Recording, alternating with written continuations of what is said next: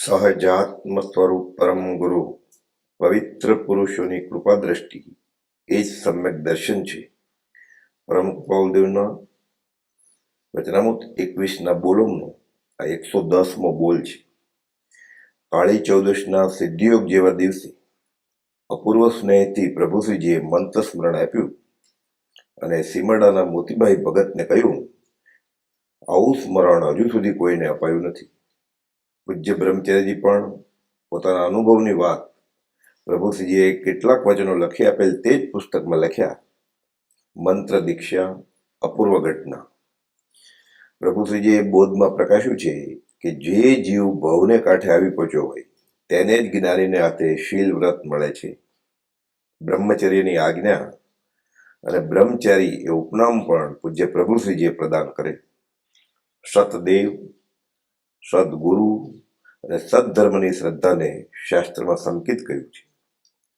18 પાનાનો પત્ર સુધાનો પહેલો પત્ર કે જેમાં પોતે સંસાર સદાને માટે છોડી પૂજ્ય પ્રભુશ્રીજીની સેવામાં જવા બાબત વડીલ બંધુને લખેલ વિજ્ઞપ્તિ પત્રને આધારે ઊંડા ઉતરીને વિચારતા બ્રહ્મચારીજીને આ પત્ર લખતી વેળા જ સતદેવ, પરમ કૃપાલદેવની, સદગુરુ પ્રભુશ્રીજીની અને પરમ કૃપાલદેવે પ્રકાશેલ મૂળ માર્ગ જેની પ્રભાવના પ્રભુશ્રીજી કરી રહ્યા હતા તે ધર્મની પૂર્ણ પ્રતીતિ થઈ ચૂકી હતી એ સ્પષ્ટ જણાઈ આવે છે.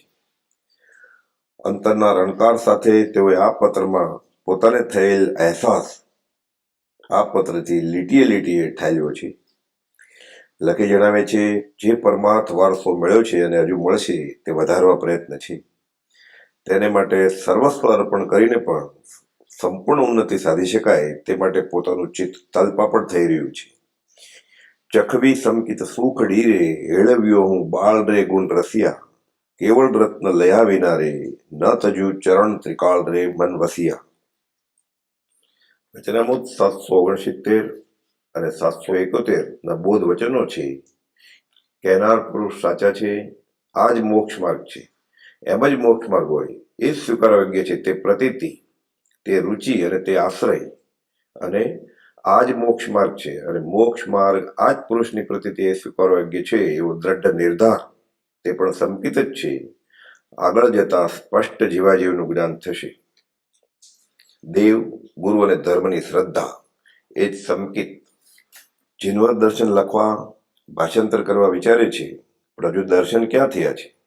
દર્શન થઈ ચૂક્યા. કલમ ઉપાડે છે અને લખે છે, ધન્ય રે દિવસ આહો પ્રભુ દર્શન આજ પમાય રે. શ્રીમદ રાજચંદ્ર જીવનકાળાના મંગલ વચનમાં લખે છે, સર્વતોભદ્ર સ્વ પર હિતકારી કાર્યની પ્રતીત થયા પછી જ કલમ પકડી છે.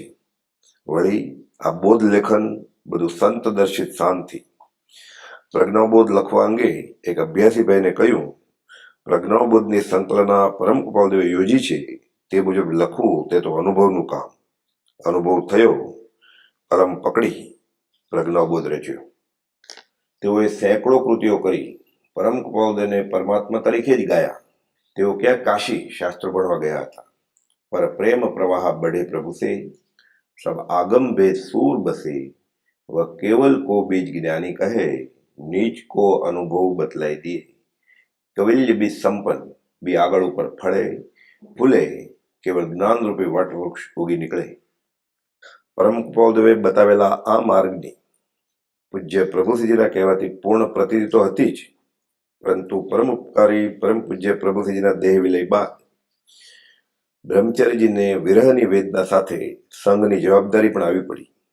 વિરહ અગ્નિ બુજાવવા તેઓએ પ્રભુશ્રીજીનું જીવન ચરિત્ર લખવા માંડ્યું અને બધું તાજું જાણે હમણાં જ બન્યું હોય તેમ યાદ આવ્યું.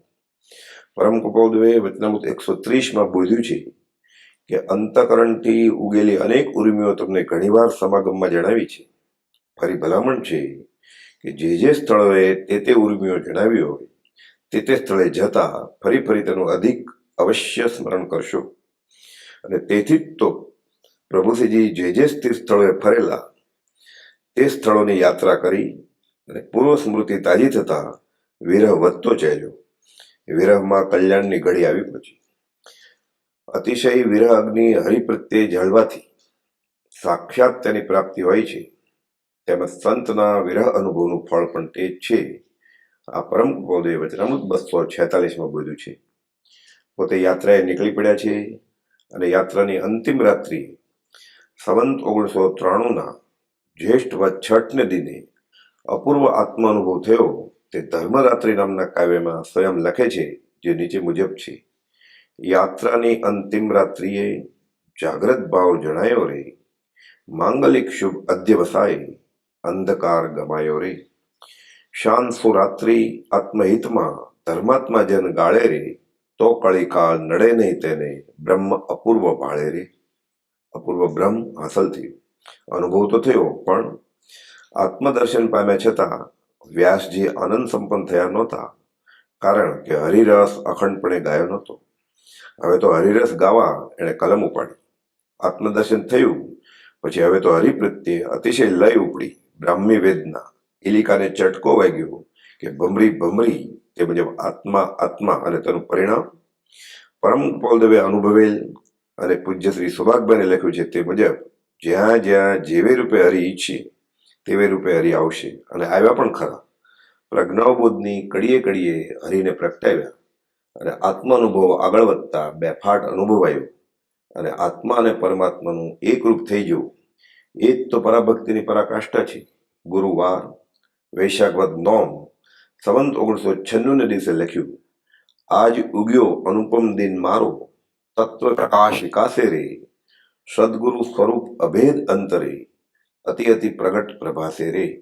એ કૃપાળુ, તારા અભેદ સ્વરૂપમાં જ મારો નિવાસ છે. ત્યાં હવે તો લેવા દેવાની કડાકૂટથી છૂટા થયા છીએ, અને એ જ અમારો પરમાનંદ છે. લેવે કો ના રાહી ઠોર, ત્યાગી વે કો નાહી ઓર. આ દશાના ધારક પરમ કૃપાળુના ચિત્રપટની સામે છે, ઊભા ઊભા કાયોત્સર્ગમાં જ આ દેહનો ત્યાગ કરે છે. આ હકીકત પરમાત્મા શ્રી પાર્શ્વનાથ ભગવાનના નિર્વાણ કલ્યાણકની યાદ અપાવે છે. કૌસગમાં મુક્તિ વેર્યા મનમોહનજી, સુખ પામ્યા સાદી અનંત મનડું મોહ્યું રે મનમોહનજી. જગત જેઓને મોત મારે છે, અહીં મૃત્યુ મરી ગયું રે લોલ.